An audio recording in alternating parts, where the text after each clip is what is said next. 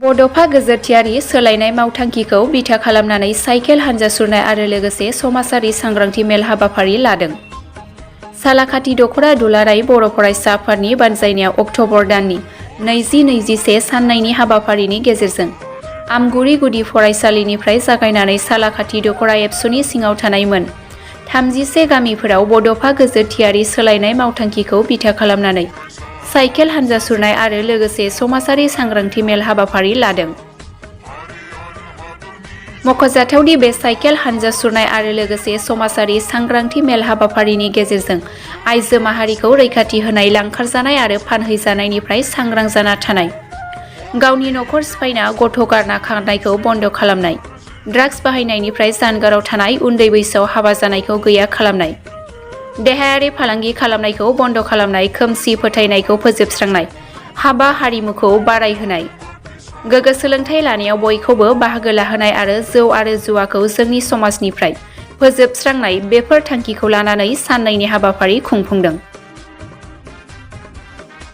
बे हाबाफारियाव क'क्राझार जिल्ला दुलाराय बर' फरायसा आफादनि आफादगिरि कृपेश दैमारी, लोगो आफादगिरि मनिन बसुमतारी, क'क्राझार जिल्ला दुलाराय बर' फरायसा आफादनि गुबुन गुबुन बिफानाव थानाय सोद्रोमाफोर, सालाकाथि दख'रा दुलाराय बर' फरायसा आफादनि आफादगिरि डनेन नार्जारी आरो सालाकाथि दख'रा एबसुनि बिबानगिरिफोर आरो सालाकाथि ओनसोलनि रायजो राजाफोर आरो लाइमोनफोरा बाहागो लायो। गिबियावनो सालाकाथि दख'रा दुलाराय बर' फरायसा आफादनिसिम गाहाम हामलायथि जासिदों। दा बड'फा गोजोरथियारि सोलायनाय मावथांखि, बे मावथांखिनिनो मोनसे हाबाफारि जे समाज सांग्रांथि खालामनाय, बेखौ नोजोर होनानै दिनै सालाकाथि दख'रा दुलाराय बर' फरायसा आफादा आमगुरि गुदि फरायसालिनि लांगोनानिफ्राय जे साइकेल हानजा सुरनाय बे हाबाफारिखौ दिनै जागायदों साननैनि हाबाफारिनि गेजेरजों। बेनि गेजेरजोंनो जोङो दिनै जोंनि लाइमोनफोरखौ सोलोंथाइ बिथिं सांग्रांथि खालामनाय, गुन गोनां सोलोंथाइ मोनहोनांगौनि थाखाय आरो लोगोसेयै समाजखौ जोङो फोसाबनांगौनि थाखाय बा दिनै माने लाइमोन फरायसाफ्रा जाहाथे जोंनि गुबुन मानसिफोरजों लांखार जानाय आरो गुबुन मानसिफोरजों जुलि जानाय बे गासै बाथ्राफोरखौ लानानै दिनै साइकेल हानजा सुरनायनि गेजेरजों बे हाबाफारिफोरखौ लानानै दिनै सांग्रांथि लाबोनो थाखाय दिनै साइकेल हानजा सुरदों। आरो दिनै बे हानजा सुरनायनि गेजेरजों जोंनि समाजाव जे गाज्रि बेरेखा जाय माने जोंनि समाजाव दिनै फुजा मेला, दिनै जोङो बेखौ दिनै क'क्राझार जिल्ला एबसु हिसाबै जोङो फुजानि होनांगौ थाखाय दिनै गासै जोंनि रायजो राजाफोरखौ जोङो खावलायगोन, बयबो सिबिनांगौ। नाथाय फुजा होनायनि नामाव साननै सानथाम बा बिनि बांसिन जे दिनै 10-12 दिनसो दिनै फुजानि नामाव मेला होनाय, बैफोरखौ सांग्रांथि लाबोनांगौ गोनां दङ। बे गासै हाबाफारिखौ लादों जोङो।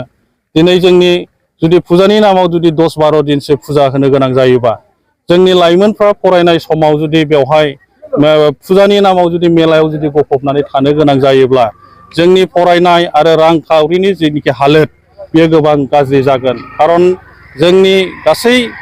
जोंनि समाजाव बांसिनानो दिनै आबाद मावनानै जोंनि लाइमोनफोरखौ स्कुलाव फोरोंनाय, लेखा फोरोंनाय जोङो बेखौ मिथिगौ। दा जुदि जोंनि फरायसाफोरजों लोगोसे जोंनि दिथागिरिफ्राबो जुदि जोंनि नैबे 10-15 दिनसो मेला जानायखौ जुदि जोङो सापर्ट खालामोबा जोंनि समाजनि थासारिया बबे लामाजों थांगोन। दा बेनिखायनो दिनै दुलाराय बर' फरायसा आफाद हिसाबै, क'क्राझार जिल्ला हिसाबै फुजानि नामाव मेला साननै सानथाम जानायाव जोंहा बेयाव जेबो बुंनो गोनां गैया जायो। आरो बेजों जों जेखौ समाजाव जोङो गनाया, जि माने जुवा जानाय, बेखौ जोङो दिनै दुलाराय बर' फरायसा आफाद हिसाबै जों मालाबाबो गनायनानै लानो हाया।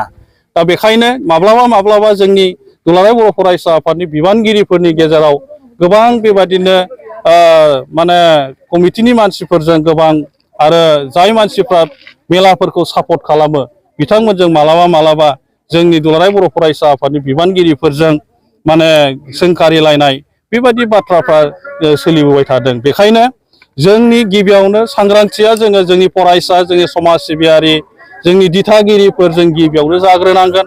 दा बेनिखायनो बे गासै बाथ्राफोरखौ लानानै दिनै सालाकाथि दख'रा दुलाराय बर' फरायसा आफादा साइकेल हानजा सुरनाय बेखौ दिनै लादों। आरो बिनि गेजेरजों जोंनि समाजाव जिखिनि दिनै बिराद स्पिडआव खारदों जे हाबा जाखानाय मानसिफ्रा गथ' गथाय गोनां मानसिफ्रा हौवायानो जा हिनजावानो जा गुबुन मानसिफोरजों दिनै जुलि जानाय बेखौ जेरैखि जाया बन्द' खालामथारनांगौ। बिनि थाखाय जोङो दिनै समाजाव आवाज होथारनांगोन हिसाबै दिनै गामि गामि जोङो बेखौ आवाज होनो गोनां दङ हिसाबै जोङो बेखौ दिनै साइकेल हान्जा सुरनायनि गेजेरजों जोङो दिनै बेखौ दिनै बुंलांगोन।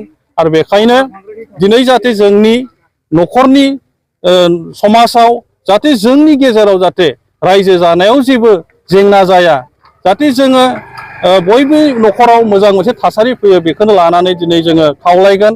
आरो जोंनि लाइमोनफ्रा दिनै बिसेसकै ड्राग्स सोबनानै जिखिनि नस्थ' जाबाय बेखौ जोङो बोरै मोजां लामायाव लाबोनो। दा दिनै गोबां जोंनि फरायसा क्लास 8, 9, 10आव फरायनाय फरायसाफ्रानो ड्राग्स जानानै दिनै नस्थ' जाबाय।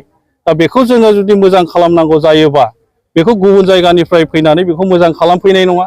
बेनिखायनो जोङो फरायसा आफाद एबा जोंनि समाज सिबियारिफ्रानो बेखौ थिग खालामनांगोन। जाय न'खराव दिनै माने ड्राग्सजों दिनै बुंफबनानै दङ, जाय गथ'फ्रा दिनै बेखौ सेबन खालामो, दिनै समाजाव बा न'खराव जेनोखि माने थासारिया जाबाय, दा बै बिथांमोना बेखौ बाथ्राफोरखौ मिथियो।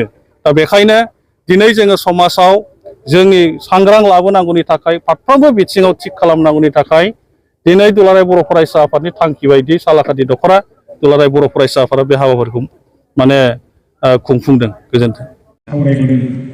सालाकाथि दख'रा दुलाराय बर' फरायसा आफादा साननैनि थाखाय जिहेतु साइकेल रेलि लोगोसे समाजारि सांग्रांथि मेल हाबाफारि लादों।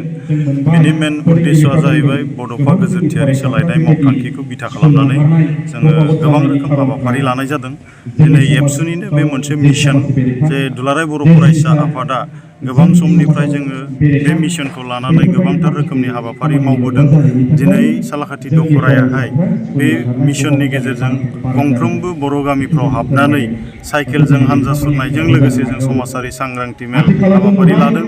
बेनि उद्देश्यआ बेनो जे गंफ्रोम जोंनि बर' गामिफोरखौ फोनांजाबनानै बिथांमोननि जेंना जेंगोना गासै दुखु सुखुफोरखौ जोङो मिथिलायनो शेयार खालामलायनो थाखाय बे हाबाफारियाव जों खाबु होनाय जादों।